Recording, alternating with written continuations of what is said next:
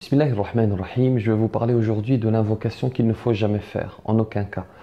Ça, ce sera dans un premier temps. Dans un second temps, je vais répondre à une question que je reçois parfois. On me dit, j'ai subi une injustice, un tel a été injuste envers moi, je souhaiterais invoquer contre lui. Est-ce que c'est possible? Est-ce que c'est licite? On verra ça dans un instant, Inch'Allah. Avant ça, quel est ce type d'invocation qu'il ne faut jamais faire, qu'il faut absolument éviter?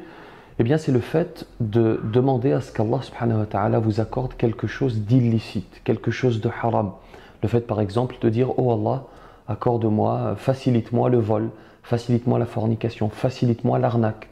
Cela, c'est interdit à l'unanimité des savants. L'imam al-Qarafi, dans son ouvrage Al-Furuq, le résume bien. Voilà la référence pour les intéressés. J'avais vu quelque chose d'assez cocasse une fois, un téléfilm sur une chaîne arabophone, dans laquelle on avait une personne qui vendait de la drogue et qui avait rempli sa voiture de drogue et qui s'apprêtait à aller d'une ville à une autre.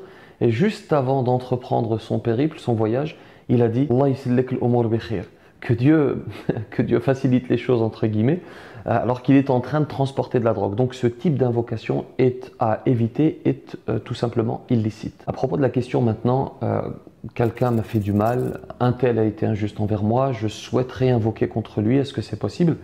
Eh bien, la réponse à cette question, elle est dans le Coran. Allah subhanahu wa ta'ala dit ceci.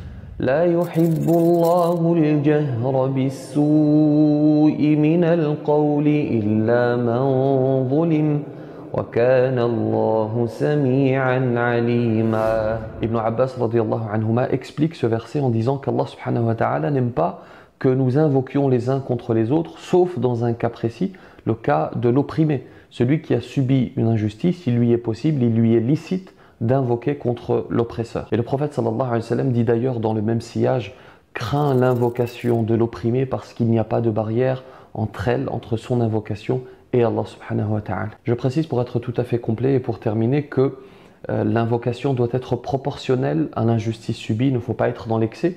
La deuxième des choses, c'est qu'il ne faut pas invoquer pour qu'Allah accorde quelque chose d'illicite, ça on l'a vu dans le premier point. On ne dira pas « Oh Allah, un tel a été injuste », fais-le tomber dans la fornication, fais-le tomber dans l'alcool, fais-le tomber dans le vol, etc. parce que cela est illicite. Et la troisième des choses, c'est qu'il ne faut pas viser avec son invocation des proches de l'oppresseur, s'ils n'ont rien à voir.